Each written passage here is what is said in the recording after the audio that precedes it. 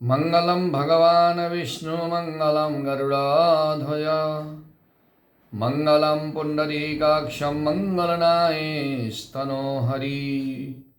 माघ मास महात्म का 14वां अध्याय बहुत ही पुण्यमयी कथा, पाप को हरने वाली कथा।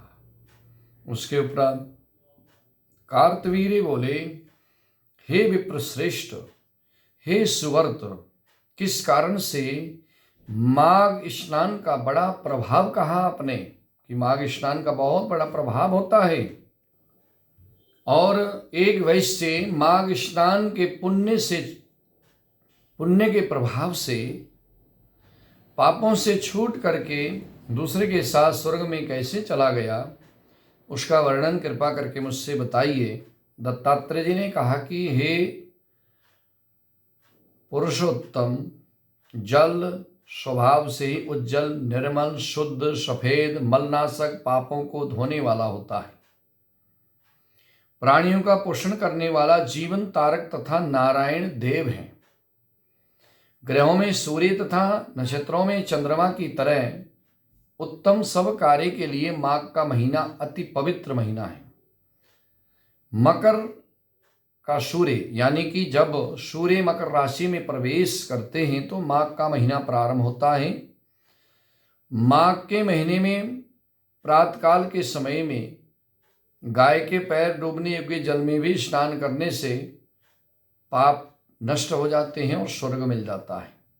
हे राजन, अशक्त इस योग में 3 ही दिन अगर स्नान करे, जो असमर्थ हो 3 दिन ही स्नान कर ले तो उससे भी सभी पाप नष्ट हो जाते हैं। और धन का इच्छुक यथाशक्ति दान करे तो वो मनुष्य दीर्घायुवान होता है माघ मास में दान करने से, और धनवान होता है। माघ महीने में सभी तिथियों का सत्कार करके 12 स्नान करने वाले को मुक्ति मिलती है। 12 दिन अगर माघ महीने में स्नान कर ले तो उसको जो है मुक्ति प्राप्त हो जाती है। अब मैं तुमसे माघ स्नान के उच्च नियमों को कहता हूं। उत्तम मनुष्यों को भूमि पर सोना चाहिए, तिल मिलाकर घृत का हवन करना चाहिए, सनातन वासुदेव भगवान के प्रति त्रिकाल पूजन यानी कि त्रिसंध्या प्रातः मध्याह्न सायंकाल पूजन करना चाहिए, दान करना चाहिए, अखंड दीप दान करना चाहिए। हे राजन, यह पुण्य नष्ट नहीं होता। माघ मास में किया हुआ पुण्य नष्ट नहीं होता, इसका फल दिनों दिन बढ़ता ही जाता है।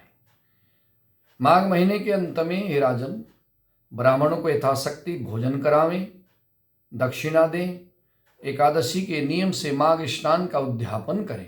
जैसे हम एकादशी का उद्यापन करते हैं उसी तरह माघ महीने का भी उद्यापन करें, व्रत उद्यापन। माघ मास में हे गोविंद, हे अच्युत, हे माधव, हे केशव, इस स्नान से मुझको यथोक्त फल प्राप्त हो। हे नारायण, मुझे फल प्रदान करें। मौन रह करके इस मंत्र को जो है उच्चारण करना चाहिए, मौन रह करके भगवान का सुमिरन करना चाहिए। और जो लोग माघ मास में गंगा जी में स्नान करते हैं, संगम में त्रिवेणी में जाकर स्नान करते हैं, ऋषियों ने कहा है कि जो कोई इस माघ मास में गंगा स्नान या संगम में स्नान करता है वो हजारों वर्ष तक स्वर्ग में जाकर निवास करता है। जो कोई मनुष्य गंगा यमुना के संगम में स्नान करे, प्रतिदिन 1000 स्वर्ण मुद्रा दान करने का उसको जो है फल मिलता है। हजारों कपिला गौदान करने का पुण्य मिलता है। जो मनुष्य माघ मास में गंगा स्नान करता है, जो मनुष्य संगम में स्नान करता है, जो मनुष्य भगवान की पूजा करता है, उसको हजारों कपिला गौदान करने का पुण्य मिलता है। आनंद कंद भगवान की जय हो।